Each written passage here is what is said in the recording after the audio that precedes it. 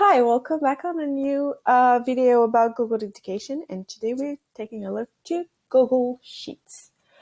So you are on Google right now, you take a look in the corner of the 9 little dots, click on it, and go on Sheets. Sheets is good to create charts.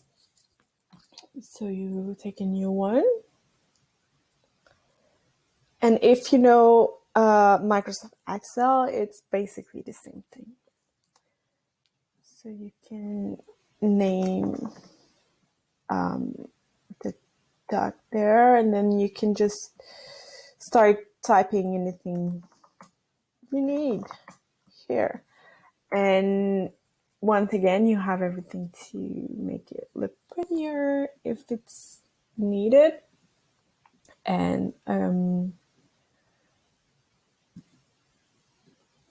yeah, so that's Google Sheets.